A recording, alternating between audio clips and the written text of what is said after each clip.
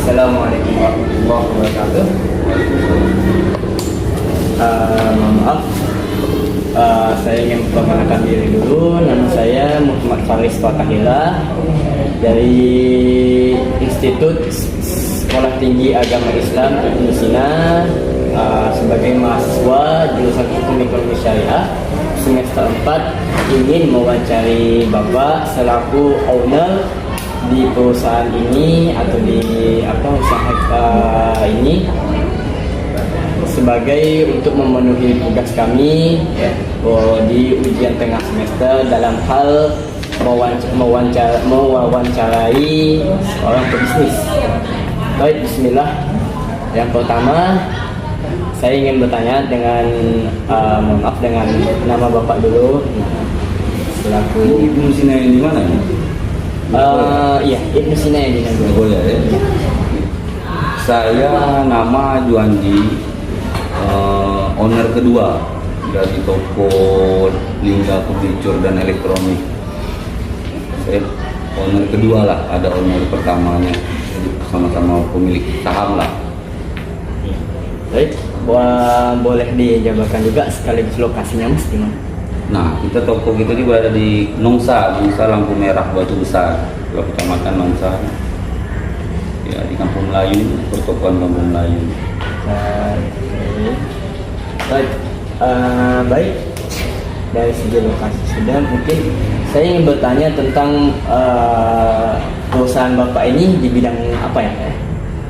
Kita di bidang furniture, elektronik. Nah, ada tambahan barang-barang bangunan seperti gas pandek, semen, besi-besi, cor.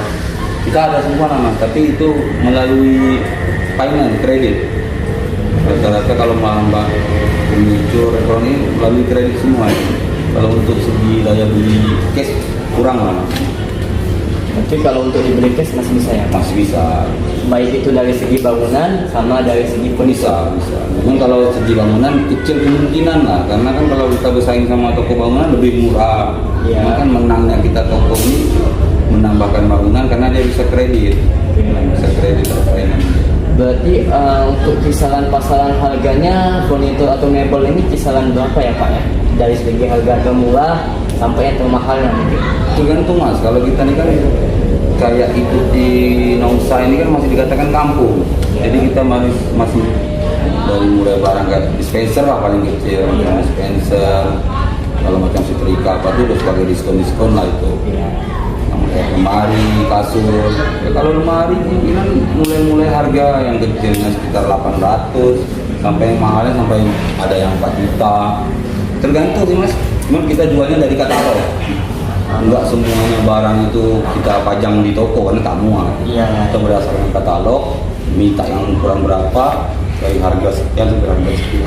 Berarti hitungannya kayak barang-barang yang di sekitar sini di figuran ini belum semua barang yang dipunya gitu ya, masih ada barang belum.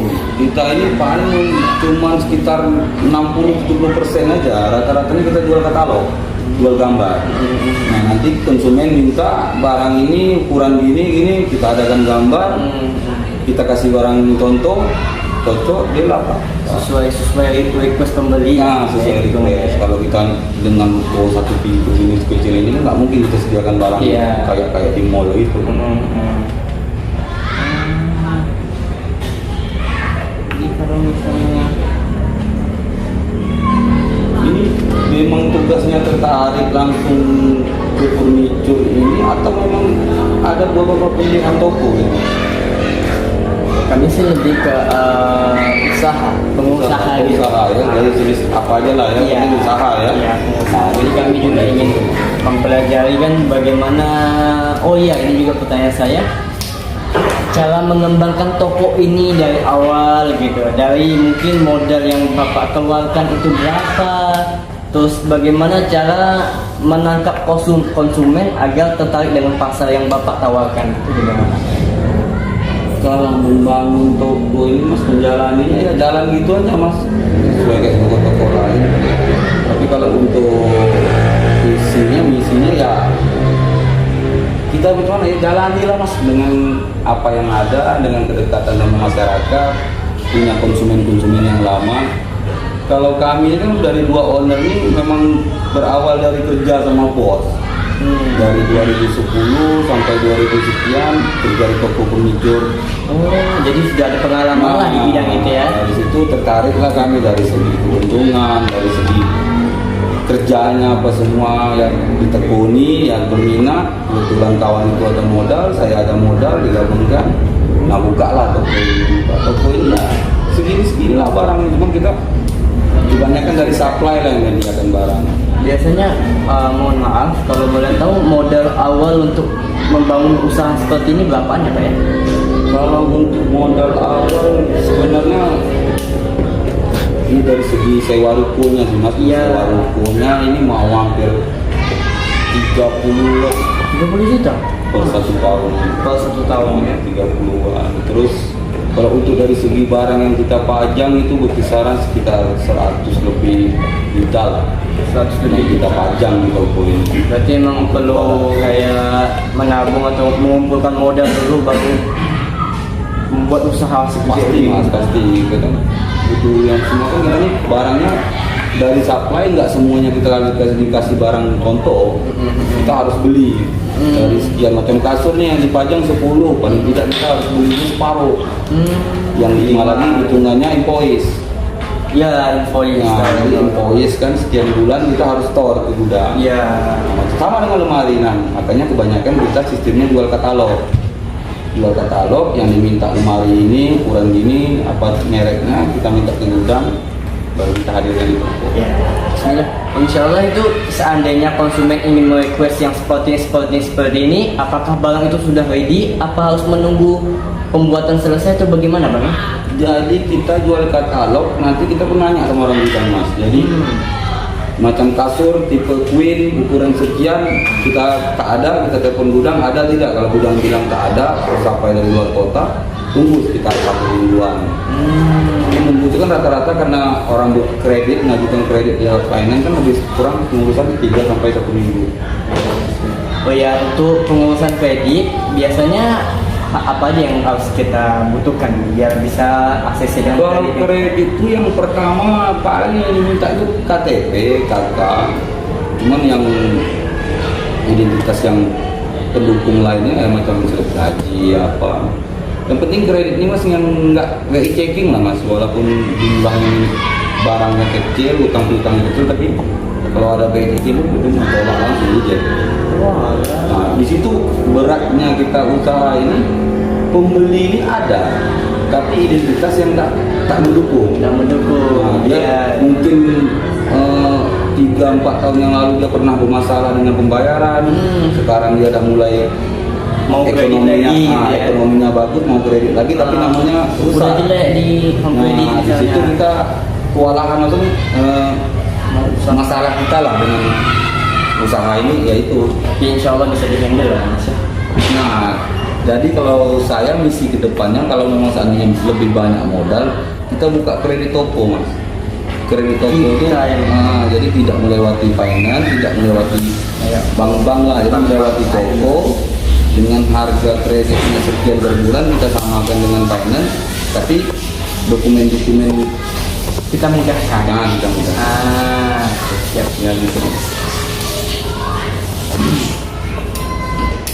Alhamdulillah. Nanti kalau untuk segi kredit sama pembayaran alhamdulillah ini ya. Bagus. Rata-rata kredit lah masuk kredit mungkin dalam 70% ya kredit. Kalau untuk daya beli cash itu kurang mas. Tapi tetap ada lagi. Bisa. Alhamdulillah mas. Untuk sebulan itu ya kalau dulu sih mas sebelum covid ya bisa lah kita sampai 130 sampai 150. Cuma semenjak covid ini ya berkurang lah sama kayak toko lain. Oh iya. Kan sekarang kita qadarullah ya. Takdir Allah kita sedang diberi musibah namanya virus COVID-19 ini ya Mas. Mungkin dari banyak toko yang kita lihat, banyaklah toko yang merasa ekonominya tuh mundur dari yang seharusnya sekiannya berapa omsetnya yang didapatnya berapa sebelum COVID jadi mundur Iya. gitu. Pasti. Saya ingin bertanyakan ke Masnya tuh bagaimana menghadapi ini COVID-19 ini agar omset yang didapat ini walaupun turun tapi tidak sampai rugi banget, itu gimana Mas? Kalau menghadapi ya berjalan sih Mas, menghadapi ya bukan menghadapi, memang terdampak COVID. Kalau dibilang untung sih, yang penting uang itu berputar. Cuman kalau dikatakan rugi ya rugi juga, ya rugi juga. Cuman bertahannya ini ya karena modal lah Mas. Jadi seandainya udah 2 tahun COVID ini kerugian kita bulan ini, tapi bulan kedepannya ada keuntungannya untuk operasional toko kayak listrik, sewa ruko terbayar, gak syukur. Ini pertanyaan gini Mas, saya kan masih bingung nih, kalau misalnya kita nih sebagai pemuda-pemuda yang ingin membuka suatu bisnis, bagaimana caranya kita memutar uang seandainya kita ingin mendapatkan keuntungan lebih ya, tetapi tidak bisa menutupi kerugian seandainya penjualan itu tidak sesuai dengan yang kita harapkan. Misalnya kita dalam 1 bulan ini kan harapan kita terjual dari 100 barang 50 atau 60 barang, akan tapi yang terjadi di lapangan tidak seperti itu. Nah, bagaimana cara kita memutar uangnya biar menutupi kerugian yang kita alami itu ya Mas? Ya itu tadi Mas, kalau seandainya ini bulan berapa, bulan 4 kemarin seandainya penjualan di bawah target kita, seandainya target kita nih 100 nih, tapi di bulan 4 target kita cuma mencapai 90, otomatis kan 10 jutaan kurang. Nah nanti di bulan berikutnya mudah-mudahan ada kelebihan di situ aja tuh Mas. Tapi kadang-kadang kalau memang menetap ya sekitar target 100 tapi sekian bulan dari COVID di bawah target, ya itu tadi modal kita ini harus keluar lagi, harus mencari lagi kita dengan bantuan finance, dengan bantuan dari orang gudang. Nah dulu orang gudang ini ngasih barang invoice sama si lewat dari invoice, seharusnya per 1 bulan kita harus store, kita bisa tegang rasa lah dengan waktu bisa 2 bulan, bisa 3 bulan. Jadi kalau modal pun itu nggak begitu kuat lah, cuman dibantu sama yang lain-lain lah.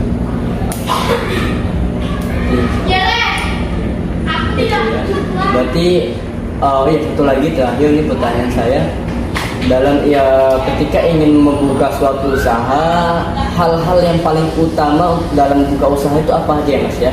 Selain mungkin yang paling utama kan modal, nah yang lain tuh apa aja Mas? Modal yang pertama ya pasti modal, cuman tahu pasaran ya. Jadi kita buka di tempat ini pun kita karena udah tahu nih masyarakat ini kan masih butuh nih, ini kan Nongsa ini di Batu Besar ini kan masih kayak perkampungan. Daya tarik beli orang itu masih bagus daripada kita masih perumahan di daerah Nagoya atau apa kan, orang itu kan nggak di mall aja kan. Kayak ilmu strategi marketing itu penting banget gitu Mas ya? Penting kali itu, dari segi ilmu marketingnya, dari segi kita bermasyarakat dengan konsumen, silaturahmi sama konsumen, menjaga lah Mas, mencari konsumen ini kan susah. Mungkin kalau untuk harga barang mungkin semua toko yang gitu-gitu aja, lebih kurang aja harga. Cuman kita menjaga konsumen ini ya supaya tak lari ke toko lain macam mana. Salah satunya gimana Mas? Silaturahmi, yang pertama silaturahmi. Kalau harga kan paling kita bisa bersaing ya, nggak bersaing ketat lama, paling kalau toko lain jual 1 juta ya kita 980. Karena masyarakatnya sedikit aja kurang terasa sama dia. Iya, kurang. betul. Pembeli ini kan yang penting ada harga kurang. Bahkan kayak misalnya ada potongan yang lain jual 1 juta, kita 999.000 beli 1.000 ya kayak terasa kali. Nah kalau kita kan pakai sistem daya tariknya, dengan belanja di atas 5 juta kita kasih bonus dispenser, setrika, editor. Jadi diskonnya lumayan ya Mas ya. Kalau harga diskon kan lebih kurang aja sih dengan harga yang kita barang kita kasih kan. Oke, cukup lah, alhamdulillah. Sekian yang mungkin bisa saya tanyakan ke Bapak. Insya Allah pertanyaan Bapak ini sangat memotivasi kami sebagai pemuda-pemuda yang ingin mungkin kedepannya membuka usaha atau mungkin apa namanya itu menciptakan lapangan kerja sendiri buat orang lain gitu. Seandainya usaha kita sudah besar, orang lain bisa bekerja dengan kita gitu ya. Iya mas, asal ada modal. Udah semester berapa mas? Saya semester 4. Nah, kan sebentar lagi habis mas ya. Kurang setahun lebih lagi ya. Insya Allah. Nah, mudah-mudahan dapat gelar S1, ada modal, ada tertarik sama usaha yang macam ini, usaha apa ya? Ya ilmu marketingnya apa yang dipelajari kan ya praktek hari-hari sih sebenarnya. Ya, terima kasih banyak Bang. Alhamdulillah. Subhanallahumma wa bihamdika asyhadu an la ilaha illa anta astaghfiruka. Baik, assalamualaikum warahmatullahi wabarakatuh. Oke mas, sama-sama, semoga sukses mas. Amin.